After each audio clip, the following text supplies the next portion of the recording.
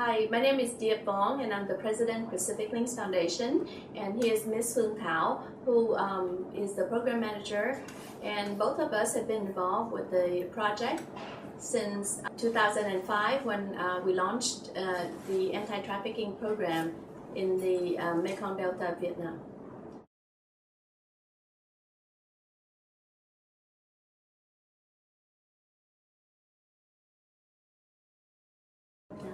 So the work that we do focus mainly on prevention, but we also work with trafficking survivors. And in the prevention work, what's relevant with children is that we have a large scholarship program that's in place. It's a long-term scholarship program that allows girls to continue to go to school. And we focus on the girls who are from poor families and who run the high risk of dropping out. And what we do is that we work with them in the areas, they are also from the areas that's really hard hit by trafficking all these years.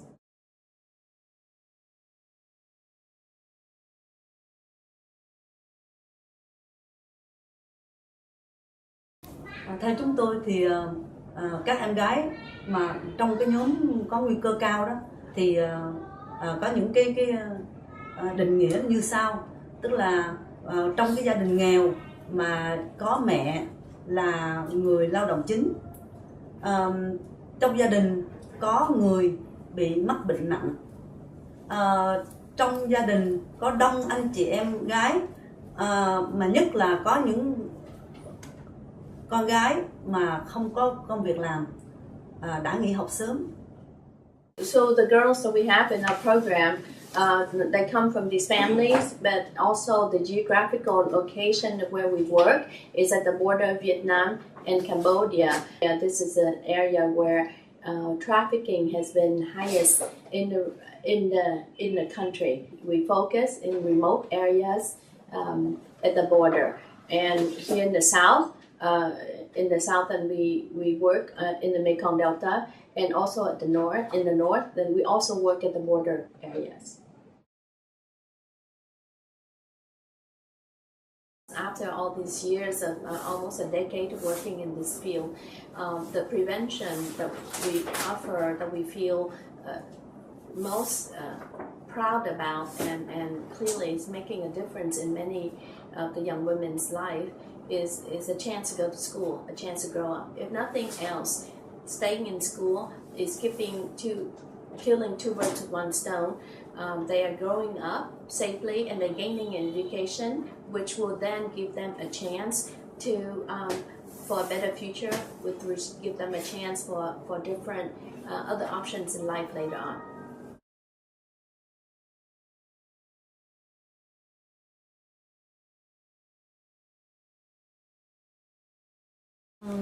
Đối với lại các trường hợp là nạn nhân, là người đã trở về từ bên kia biên giới, thì chúng tôi đặt cái vấn đề hàng đầu song song với lại cái hỗ trợ các em, đó là phải tìm hiểu về gia đình và phải tiếp cận.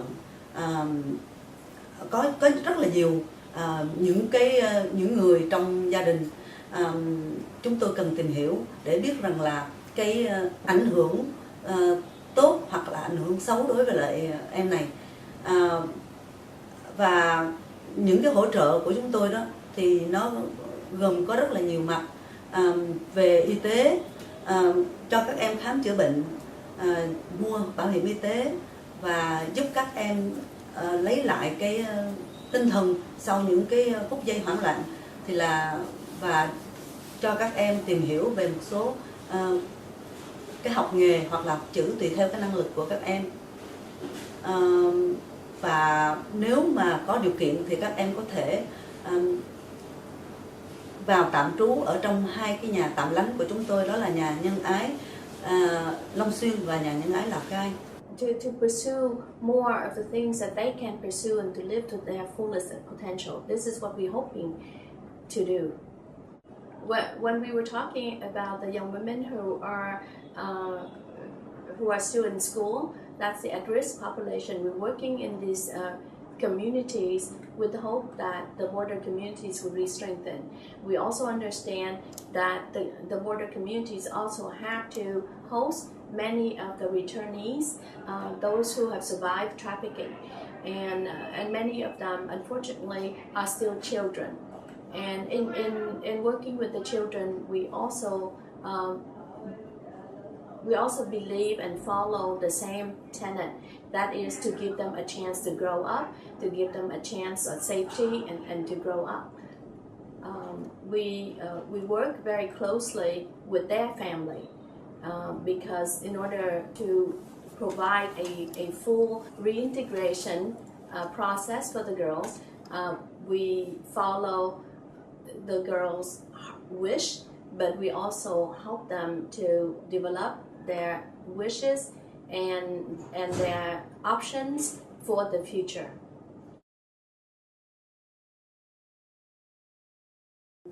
Trong hai nhà tạm lánh của Tổ chức Vận tải Thái Bình tại thành phố Lào Cai và tại thành phố Long Xuyên thì chúng tôi đặc biệt rất là quan tâm vào những cái hoạt động ngoài những cái hỗ trợ chính như là học nghề hay là học chữ, thì các em là những nạn nhân và cái tuổi đời cũng có những em rất là trẻ và cái chấn thương về cái tâm hồn rất là lớn.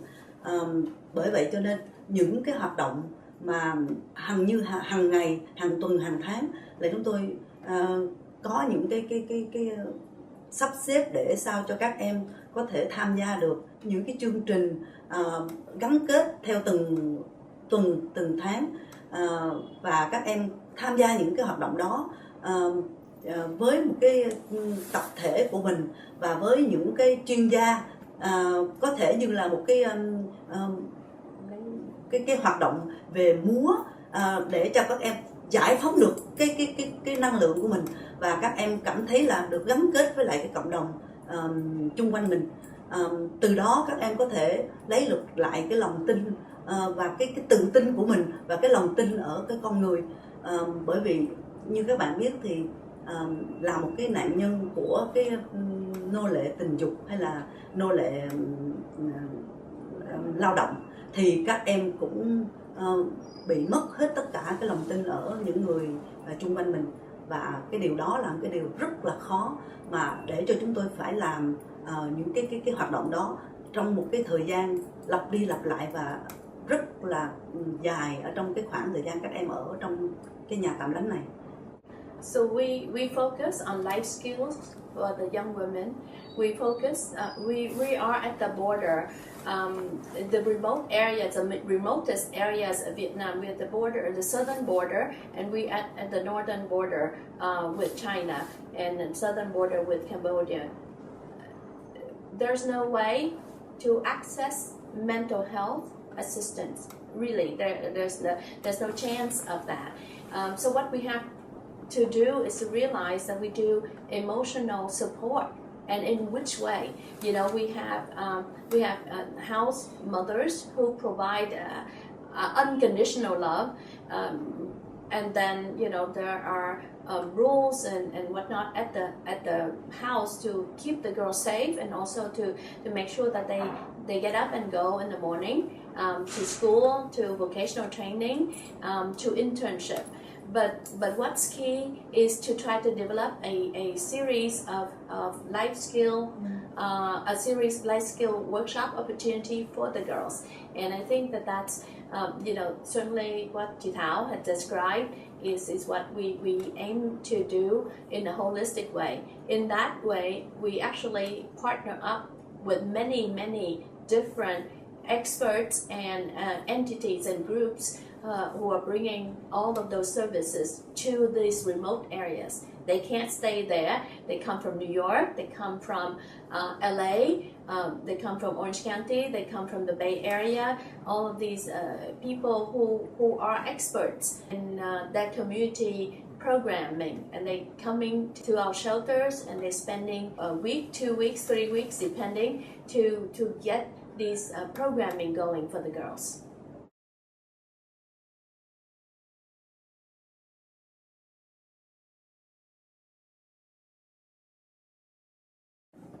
để tiếp nhận một em là nạn nhân trở về Việt Nam thì trước đó chúng tôi có rất là nhiều những cái mối quan hệ.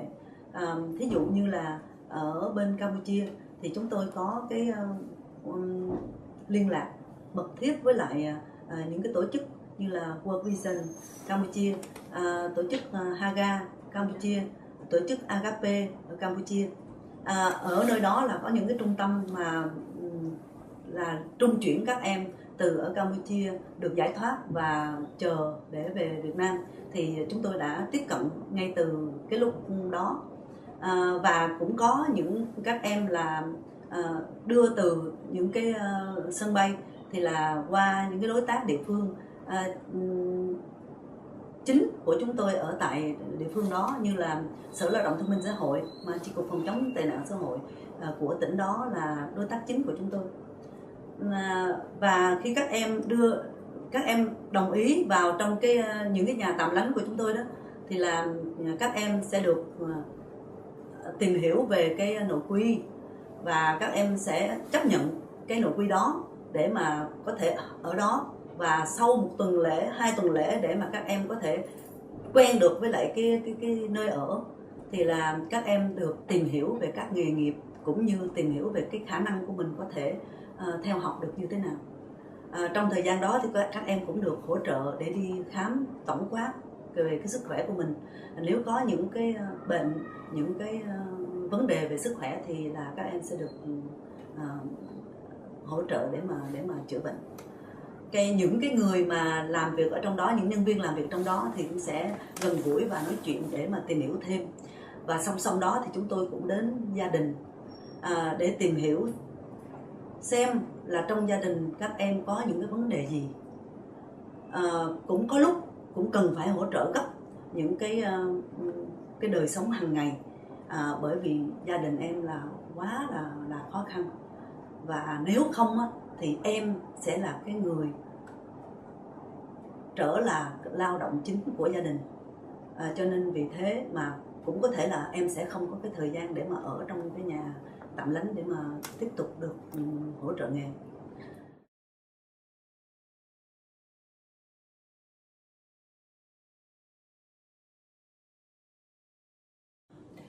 It is important to know that we don't use the word victims. We try to avoid the word victims, but unfortunately in Vietnamese it is difficult to say that word. But what we say is trafficking survivors, those who have returned from trafficking, and that's a mouthful in Vietnamese. We certainly believe that the girls need a chance to grow up. What we need to focus on her relationship with the family. The majority of them really had been tricked to cross the border to find work because they want to help their family. So when they come back, the desire to help the family has not lessened, but now it's burdened with a guilt that they had failed that job, and now they have actually done some damage to not just themselves, but as an extension of family, of the family ability to survive. And so we work very closely, and we do a lot of assistance to the family, and this is also part of what we call the prevention work. Even though we're working with trafficking victims, we're actually preventing the trafficking from spreading in her home. We particularly pay attention and have discussions about their unmarried sisters, and especially the little ones. Often we put the little ones into scholarship programs. We give them scholarship to go to school, and the scholarship sometimes is even extended to little boys who are the young ones in the family. We believe that this helps the family to realize that we are committed. We are committed to the future, not for this girl, but the family's future. And this is part of how we want to earn the trust from the girls as well as their family. In the very short amount of time, we can really recreate or help the girls recreate their belief. But we're certainly trying very hard to give them hope that they can do something more, right? It's not, their confidence, their self-confidence take a long time to be built up. For the majority of these girls, it's never there to begin with. Everything we do is just to give them a chance of hope, a feeling of hope, and then a chance to survive.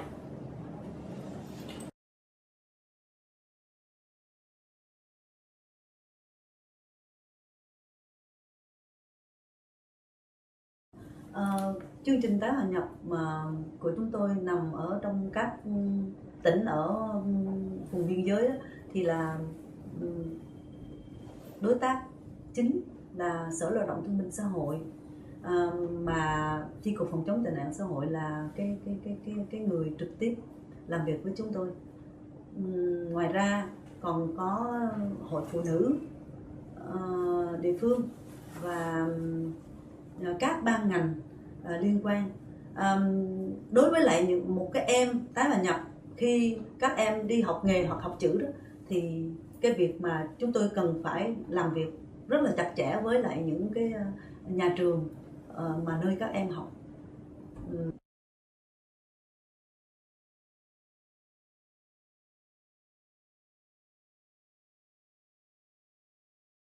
One of the things that puzzled me, and I continue to think about it, it moved me the first time I heard it, and that is we, in the scholarship program, we also have summer camps for the girls. And the summer camp really focuses solely right now on life skills and on, entertainment, having a good time. And 1 year, we had a summer camp, and during campfire time, the girls were all crying. The question became, why were they crying? And what was said so that all of them were crying? Well, they were crying partially because they were leaving each other the next day. The summer camp was ending. But what they were crying about actually was in response to the question of, what do you envision your future to be? And all of them cried. And I have to say that's why I want to title everything that we say is about giving chance to grow up. But the biggest difficulty that we see right there is the girls' ability, whether or not they are at risk and they've been in poverty and difficulties, or they've been trafficked. It is impossible for young women, for the teenagers, to map out, to really map out their journey. They can't tell which decision is the right decision to make. As a teenager, that's difficult anyway, to map out their trajectory. If they make this decision to continue to go to school, what do they have to give up? Because it's always a trade-off in these situations. They're trading off getting a chance that they can help their family, no matter how little that is. So the biggest difficulty that we have is certainly that may interfere with our work, the success of our work, is the girls' ability to chart out their future. How is it that they have to envision it for themselves? We are giving them a chance to grow up, but that's all what we can do. We're giving a chance. It's them who has to march that chance and realize it. And their ability to envision it is severely limited by the poverty that they suffer. Khó khăn trong công việc của chúng tôi đó, thật ra thì cũng có rất là nhiều. Cái thứ nhất là đối với các cái chấn thương tâm lý quá nặng nề của các em, mà có khi đó là sau 1 năm thì mình mới thấy rằng là các em bắt đầu mở lòng ra để sẵn sàng, có thể là sẵn sàng để mà tiếp nhận cái việc mà các em được hỗ trợ như thế nào.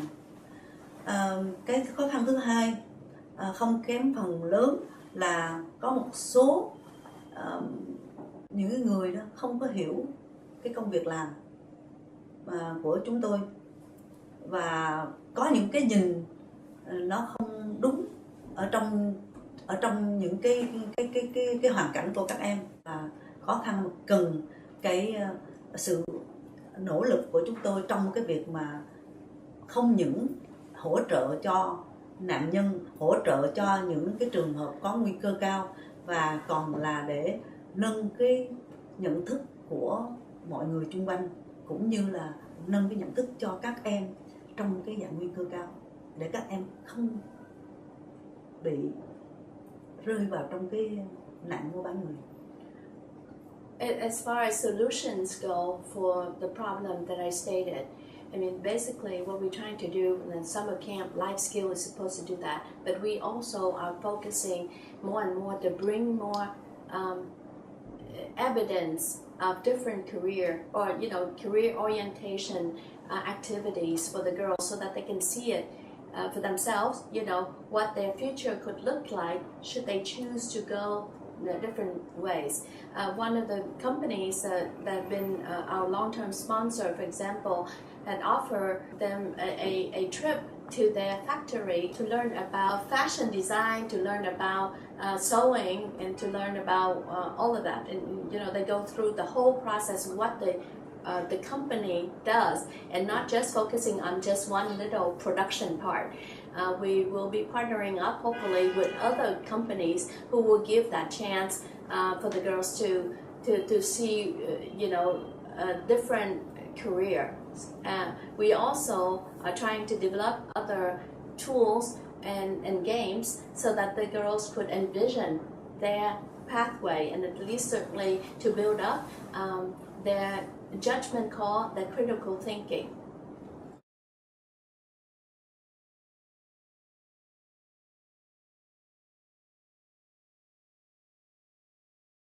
At least personally for me, a chance to understand what the world is like out there, to make your own choices, to be able to spend your own labor, to work hard towards a future that you want to have, and the future that your potentials can give you. And to give the girls the tools, the preparation, and the confidence to be able to be all that they can achieve. Đối với lại những các em trong chương trình tái hòa nhập á, thì sau những cái chấn thương vì đã bị lừa gạt, bị lạm dụng, thì các em có khuynh hướng là không còn hy vọng gì vào ở tương lai, và chúng tôi muốn giúp các em có một cái cơ hội để giành lại những cái mong ước, những cái ước mơ của mình, và các em phải tự thấy rằng là mình phải là cái người đi tìm hạnh phúc, đi tìm cái cuộc sống của chính mình, và các em phải nắm lấy, chứ không thể là như hiện tại là các em buông xuôi tất cả, và các em cảm thấy tuyệt vọng với cái điều sẽ xảy đến với mình trong tương lai.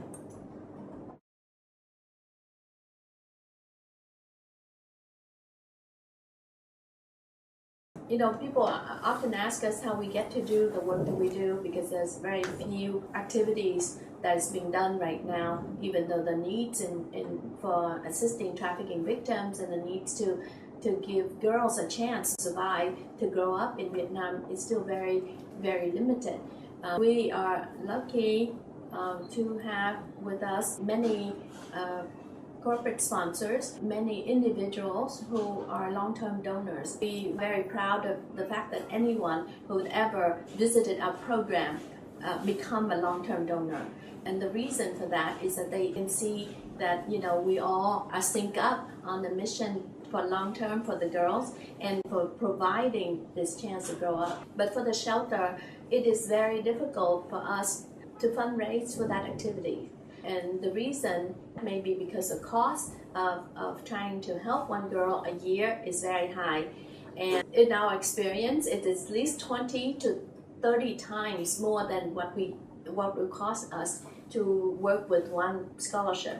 We've been very lucky to have everyone who signed up so far to go with us. It's just that the long-term funding for the shelter has yet to be established.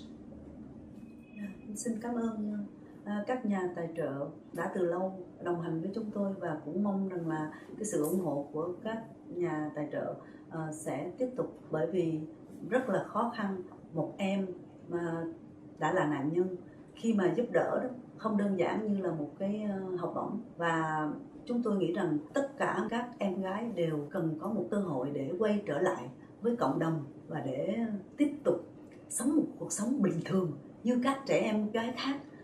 Đó là một cái nguyện vọng rất là tha thiết, cả ở phần các em và cũng ở trong tất cả những người làm việc trong tổ chức của chúng tôi.